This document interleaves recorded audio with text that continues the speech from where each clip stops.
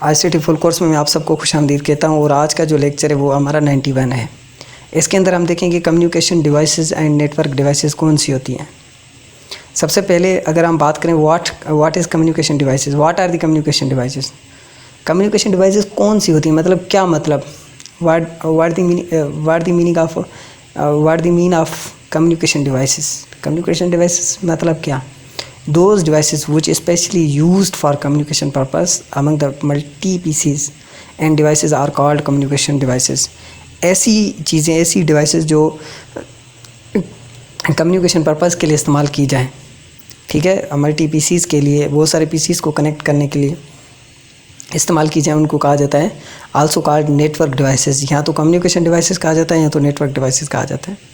अब यहाँ पर how many communication devices, बहुत सारी हैं, और ऐसा नहीं कह सकते कि यहाँ पर ये जो मैंने लिखा है यही सारी हैं। बहुत सारी ऐसी कम्युनिकेशन डिवाइसेस हैं जो मैंने नहीं दिए।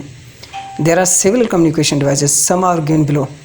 बहुत सारी हैं मगर कुछ यहाँ पर नीचे मैंने दी हुई हैं। उसमें से एक हब है, स्विच है, रिपीटर है, राउटर है, NIC है, मॉडेम है, ब्रिज है, गेटवे है। ये कुछ नाम है जो कम्युनिकेशन करने के लिए इस्तेमाल में आते हैं। मैंने पहले बताया आप लोगों को what is the communication. Communication का मतलब होता है exchange your ideas one place to another place, to talk any person, आप ये भी कह सकते हैं। या आप किसी से बात कर रहे हैं, ये जैसे मैं आप लोगों को समझा रहा हूँ, ये कम्युनिकेशन हो रही है, ठीक है।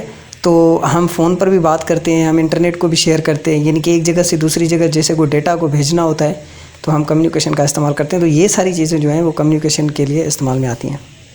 यहाँ पर हम सबसे पहले हब की बात करें तो यहाँ पर आपके सामने एक हब लिखा हुआ आ रहा है जिसको हम कहते हैं, यहाँ पर इस हब पर लिखा हुआ है D-Link, ये कंपनी का नाम है और इसमें बहुत सारे स्विच जो हैं आपको नज़र आ रहे होंगे, ठीक है।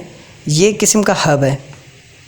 Hub is non intelligent device, it keep broadcasting, it does not create make address stable, it has 100 Mbps 10 Mbps megabyte per seconds। Hub जो है वो नॉन इंटेलिजेंट डिवाइस है।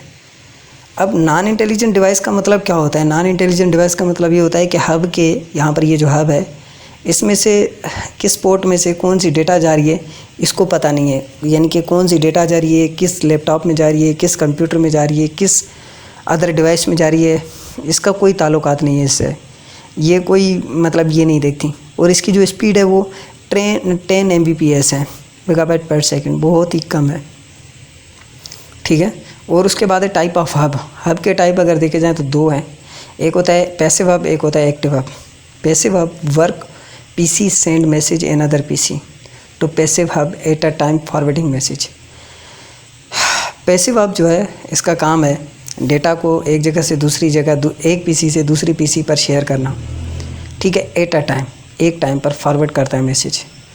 देखो यहाँ पर आपके सामने एक स्विच है और इसमें से डेटा एक PC से एक PC में जा रहा है, इसमें से ये दूसरे PC जा रहा है, तीसरे PC में, चौथे PC में। अब जो पैसिव हब होता है वो क्या करता है, वो वर्क करता है एक PC, one PC send message to another PC। It means के ये वाला PC जो है ये इसको मैसेज सेंड करना चाहता है, तो मैसेज तो सेंड होता है मगर एक ही टाइम पर एक मैसेज सेंड होगा, ठीक है। एक्टिव हब क्या करता है, active hub work one PC send message in other PC, so active hub generate regenerate the message. अब पैसिव हब और एक्टिव हब में क्या होता है, यानी कि देखें यहाँ पर हम थोड़ा सा hub one PC send in other PC, so active hub. अब मैं आपको समझा दूँ, सॉरी, ये स्विच पर हम आ गए। जब आप इसको इस तरीके से यहाँ पर डेटा भेजते हैं पैसिव हब के थ्रू, तो अगर इन केस डेटा नहीं पहुँचा तो एक्टिव हब क्या करता है, दोबारा से उसको जो है रीजनरेट करके उस डेटा को दोबारा से भेजने की कोशिश करता है। और उसके बाद आपके सामने आ रहा है स्विच, ये भी D-Link का ही है, D-Link कंपनी का है। यहाँ पर आपके सामने ये स्विच नज़र आ रहा होगा। मैं स्विच आप लोगों को बाय प्रैक्टिकली भी कभी दिखा दूंगा, अगर आपको देखना है तो कमेंट बॉक्स में कमेंट करके दिखाना, बोलना, तो मैं आप लोगों को दिखा दूंगा। ये बहुत ज़्यादा काम करता है। स्विच इज़ इंटेलिजेंट डिवाइस, इसको पता है कि कहाँ पर क्या काम हो रहा है, ये इंटेलिजेंट डिवाइस है, ठीक है। सो डज़ लेस ब्रॉडकास्टिंग, ये थोड़ा कम ब्रॉडकास्टिंग करता है, इट क्रिएट मैक एड्रेस। सबसे पहले तो ये मैक एड्रेस क्रिएट करता है। मैक एड्रेस का मतलब ये एड्रेस क्रिएट करता है, यानी कि ये लैपटॉप की एड्रेस है, ये कंप्यूटर की एड्रेस है, ये लैपटॉप है, ये कंप्यूटर है, और ये कंप्यूटर नंबर 1 है, इसकी आईपी ये वाली है और इसकी आईपी ये वाली है, ठीक है। इसकी आईपी जो है अलग है, इसकी आईपी अलग है, ये मैक एड्रेस क्रिएट करता है। इट हैज़ स्पीड 10 Mbps भी होती है, 100 Mbps भी होती है और 1000 Mbps भी होती है। अब तो जो एडवांस आ गए तो उनमें जो है ज़्यादा भी होती है। और उसके बाद है repeater, used for resubmit, refresh, regenerate data. आपने एक बार डेटा को भेजा, ठीक है, कंप्यूटर के पास 100 MB यहाँ पर आ गया और कंप्यूटर को 100 MB ही डेटा मिला, तो रिपीटर ने क्या किया, रिपीटर ने जो यहाँ से डेटा यहाँ पर आया और यहाँ से यहाँ पर गया, तो बिल्कुल सेम डेटा को उसने यानी कि भेज दिया। अब कभी कभी ये होता है कि अगर हमारे पास सेंट्रल डिवाइस नहीं है और डायरेक्ट यहाँ से यहाँ पर डेटा आता है, तो ऐसा होता है कि यहाँ से हम 100 यानी कि MBs का डेटा भेजते हैं, तो यहाँ पर जो है 80 MBs का डेटा जो है वहाँ पर पहुँचता है और भी कम। कभी कभी तो सिग्नल बहुत ज़्यादा वीक हो जाते हैं और डेटा भी नहीं आता। तो ये जो रिपीटर है ये काम करता है। ये पुरानी टेक्नोलॉजी थी, काम करती थी, आजकल तो स्विच वगैरह का इस्तेमाल करते हैं। सो ये रिपीटिंग का काम करते हैं। उसके बाद है router. It is use to communication between 2 different networks.